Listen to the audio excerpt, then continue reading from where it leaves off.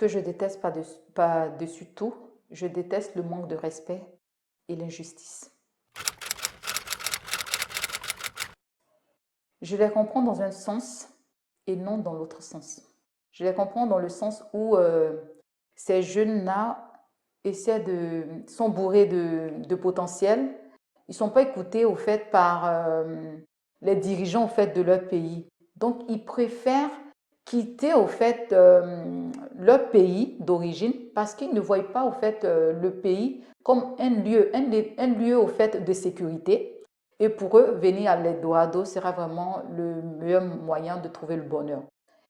Donc, ils préfèrent, comme je le dis souvent ironiquement, qu'ils préfèrent mourir en mer que de mourir de honte devant les mers.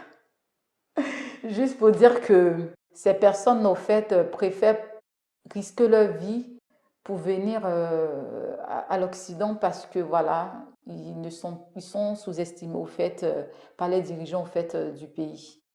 Et dans un autre sens où je ne les comprends pas, au fait, c'est dans le sens où ils ont dû payer des sommes exorbitantes pour pouvoir vraiment procéder à ce parcours pour venir, où souvent même certains perdent leur vie. Je me disais que cette somme peut prendre pour débuter une activité. C'est en cela que je ne les comprends pas, au fait. Oui, je dirais que l'Africain doit changer certaines mentalités. Déjà en premier, vraiment bannir au fait le complexe d'infériorité. Parce que nous pensons que certaines choses venant d'ailleurs sont les meilleures. Je m'explique, dans le sens où quand une personne de notre communauté essaie de mettre en place une activité ou un projet, elle n'est pas soutenue au fait, elle n'est pas soutenue au fait par sa propre communauté.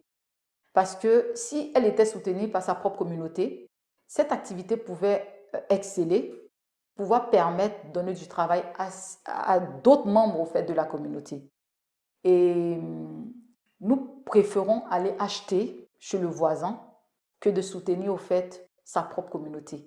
Donc déjà, ce complexe d'infériorité, se dire que chez le voisin est meilleur que chez nous, déjà, ce côté, il faudrait que nous bannissions en fait ce complexe d'infériorité. En deux, il faudrait que nous arrêtions au fait de pointer du doigt autrui de nos échecs personnels. Je m'explique parce que nous avons tendance à avoir ce langage. Si un tel vient au pouvoir, ben, beaucoup de choses vont changer. Sauf que quand ce tel vient au pouvoir, nous restons dans notre zone de confort, nous refusons de sortir de notre zone de confort et nous n'avançons pas. Et quand ces personnes-là ou cette personne-là quitte le pouvoir, nous revenons avec un autre langage pour dire que eh bien, cette personne m'a déçu, tout ça. C'est tout simplement parce que nous nous ne sommes pas sortis de notre zone de confort et nous voulons pointer du doigt autrui de notre échec au fait personnel. Et en trois, je dirais que nous arrêtons aussi de penser qu'au fait, c'est le gouvernement qui va nous prendre en charge. Il faudrait que nous arrêtions de penser cela.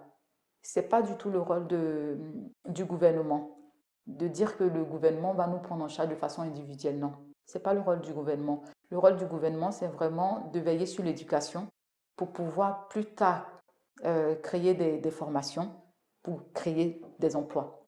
Le rôle du gouvernement, c'est créer des conditions favorables au fait à sa population de pouvoir s'enrichir. Ça, c'est le rôle du gouvernement. Le rôle du gouvernement encore, c'est de créer des infrastructures pour pouvoir permettre à sa population de pouvoir enlever les provisions au fait des champs pour les emmener sur le marché. Ça, c'est le rôle du gouvernement.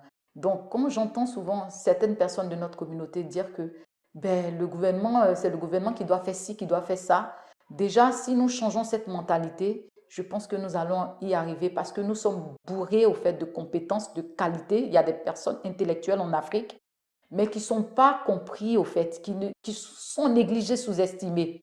Donc déjà, avec toutes ces personnes à notre portée et avec nos matières premières, je pense que nous pouvons faire développer au fait notre continent. Mon rêve le plus cher, j'en ai plusieurs, mais le plus cher, je dirais, c'est de rentrer dans l'histoire, d'impacter au fait ma génération positivement à travers les différents thèmes que je traite au fait des différentes erreurs de la vie quotidienne.